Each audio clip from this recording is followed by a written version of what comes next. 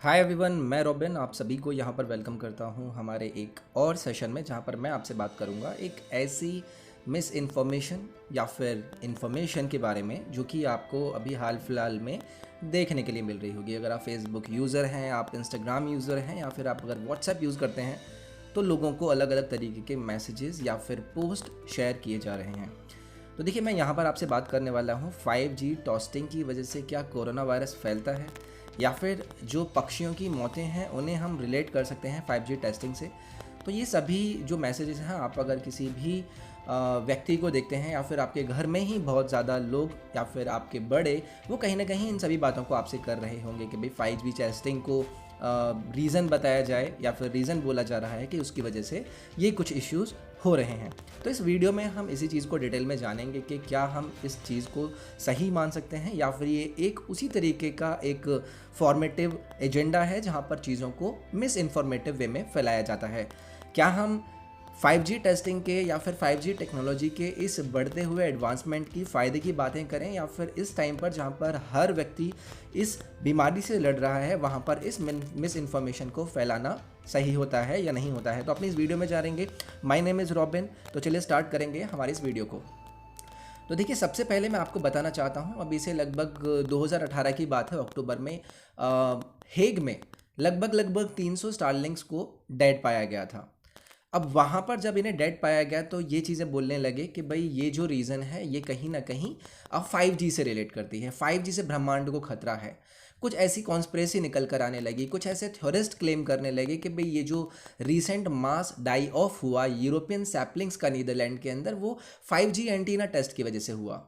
जबकि जो वहाँ का खुद का लोकल म्यूनसिपैलिटी एरिया था, उन्होंने इस चीज़ का कभी नाम भी नहीं सुना था कि इस तरीके की वजह से किसी चीज़ की या फिर किसी भी चिड़िया की या फिर किसी भी पक्षी की डेथ हो सकती है। उसके बाद अगर मैं आपसे बात करूं ये चीज़ों का इस तरीके से बढ़ना, अगर मैं आपसे 5G नेटवर्क की बात करूं, मैं आपसे 5G नेटवर्क की बात करता हूं, तो 5G नेटवर्क अपने आप में क्या है?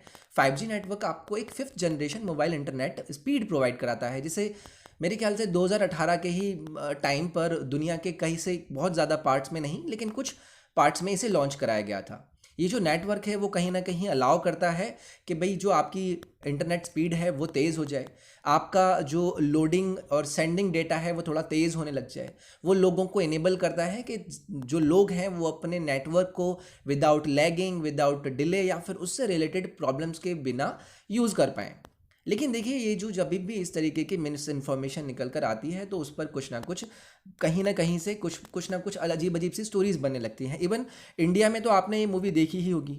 ये आपकी रोबोट का एक सेकंड वर्जन था, जहाँ पर इस रीज़न को, इस टेक्नोलॉजी एडवांसमेंट को, कि जहाँ पर मोबाइल टावर्स की वजह से पक्षियों की मौतें होती हैं, उसके बाद वहाँ पर वो पक्षियों की मौत से एक ऐसी शक्ति या फिर एक ऐसा एक एक एक, एक, एक चीज़ निकल कर आती है जो कि फिर लोगों से उसका बदला लेती है।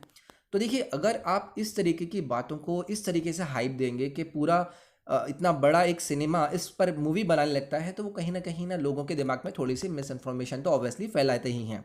मैं यहाँ पर फैक्ट्स की बातें कर रहा हूँ कि एक्चुअली में किस तरीके से, किस वे में, किसने ये माना है कि इन चीज़ों का इन बाकी की चीज़ों से कोई लेना देना है ही नहीं। मैंने आपको 5G नेटवर्क के बारे में बताया। इसके बाद कुछ ऐसे इस मूवी के आने के बाद काफ़ी ज़्यादा पॉलिटिकल जो लोग होते हैं, झारखंड के एक एमएलए या फिर एक विधायक है, उन्होंने तो ये भी बोल दिया अपने ट्विटर पे कि भाई खबर को फैलाया जा रहा है कि जियो के 5G टेस्टिंग से पक्षी मर रहे हैं और बर्ड फ्लू का नाम दिया जा रहा है। मतलब उन्होंने सीधा सीधा ब्लेम कर दिया कि जो जियो का 5G टेस्टिंग पूरा प्लेटफॉर्म है, पूरा सिस्टम है, उसकी वजह से पक्षी मर रहे हैं, जबकि उसे हम बर्ड फ्लू का नाम दे रहे हैं। अब ऐसे बड़े बड़े लोग जिनको लगभग 70,000 से ज़्यादा उन्हें लोग फॉलो करते हैं, ऐसी मूवीज़ जहां पर आप एक तरीके से पूरे इंडिया में वो मूवी पब्लिश होती है, तो ये कहीं ना कहीं एक बहुत ही ज़्यादा मिस इन्फॉर्मेटिव चीज़ हो ही जाती है। साउदर्न एरिया में बहुत ज़्यादा इस चीज़ से निकलने के बाद, इस मूवी के बाद ये चीज़ें आने लगी कि यार ये गलत है, पक्षियों को इस तरीके से ना मारा जाए। लेकिन फॉर्चुनेटली बहुत सारी ऐसी आपने कॉन्स्पिरेसी थ्योरी देखी होंगी जहाँ पर मिस इन्फॉर्मेशन कैंपेन्स को फैलाने की बात होती है, उनको वेबसाइट्स पर या फिर अलग अलग जगहों पर शेयर करने की बात होती है। ये कोई इस तरीके का डायरेक्ट हार्म किसी को एक्चुअली में नहीं देता है। बट 5G मिथ या फिर इस तरीके के अलग जो मिथ हैं इन्हें स्टिल अगर कॉज माना जाए लोगों को डिस्ट्रैक्ट करके कि भाई रियल या अर्जेंट थ्रेट जो एक्चुअली में कभी ना कभी लोग बर्ड्स के लिए बनते हैं या एनवायरनमेंट के लिए बनते हैं, आप इस तरीके से इन्हें 5G से रिलेट करके ना फैलाएं। देखिए जो बर्ड्स की डेथ है वो मतलब कुछ ऐसा भी बताते हैं कि जो कम्युनिकेशन टावर्स होते हैं, जो कम्युनिकेशन टावर्स या फिर एंटीनाज होते हैं, वहाँ पर ऊपर लाइट लगा दी जाती हैं, तो उन लाइट से कहीं ना कहीं वो डिसओरिएंट हो जाते हैं, अपने रास्ते से भटक जाते हैं, जिसकी वजह से वो इधर उधर जाकर या तो बिजली के तारों में टकरा जाते हैं या फिर कुछ और रीज़न की वजह से वो इशू कर जाते हैं। देखिए ये जो इमेज मैंने आपके साथ यहाँ पर शेयर करी थी ना, जहाँ पर यूरोप में ये जो यूरोपियन सैपलिंग्स थे इनकी डेथ हुई थी, तो इसका रीज़न भी निकल कर आया था बाद में कि कहीं किसी बाग में इन्होंने कुछ बेरीज़ खा ली थी। उन बेरीज़ को खाने की वजह से इन सभी ग्रुप के माइल्ड मतलब इनको कुछ माइल्ड पॉइजनिंग हो गई थी, जिसकी वजह से इनकी डेथ हो गई थी।